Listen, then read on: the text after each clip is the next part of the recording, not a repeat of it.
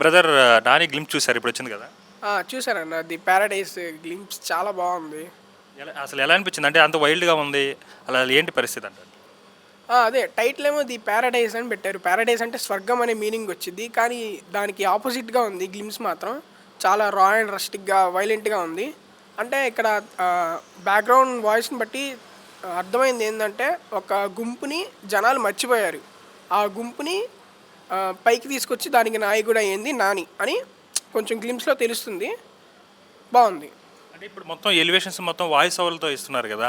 So అంటే KGF చూసాము, రీసెంట్గా వచ్చిన మూవీస్ అన్నీ చూస్తున్నాం. సో ఇది కూడా ఆ ఫ్లేవర్లోనే ఉంటుంది అంటారా?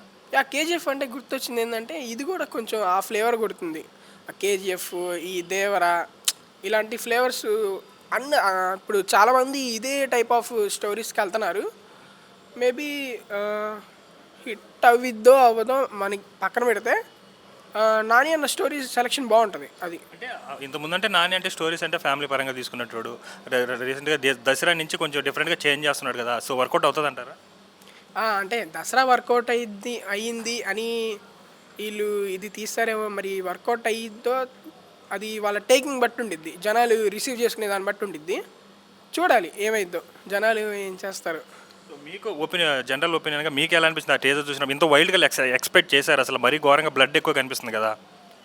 రా స్టేట్మెంట్ అని ముందుగానే ఇచ్చారు కాబట్టి రా ఉంటుంది అనుకున్నాం, కానీ మరి ఎంత రస్టిక్గా ఉంటుందని అసలు ఎవరు ఎక్స్పెక్ట్ చేయలేదు.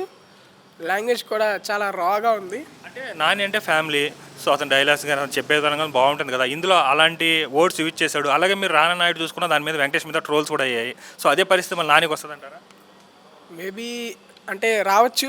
జనాలు అంటే ఇప్పుడు ఒకటండి, వెంకటేష్ సినిమా అది రానా నాయుడు అన్నారు కదా, అది జనాలు ఎలా తీసుకున్నారు అనే దాన్ని బట్టి ట్రోల్స్ జరిగినాయి. ఇప్పుడు ఇది వచ్చేసి నాని గారి యాక్టింగ్ ఎలా ఉంటుందో మనం చెప్పలేం, స్టోరీ ఎలా ఉంటుందో ఫస్ట్ చెప్పలేం. అసలు ఆయన ఎందుకు అలా అయ్యారు, అసలు ఏంటి అనేది మనం చెప్పలేం కదా. సో చూడాలి. సో ఓవరాల్గా ఏమంటారు గ్లిమ్స్ గురించి? గ్లిమ్స్ వరకు అయితే బాగుంది.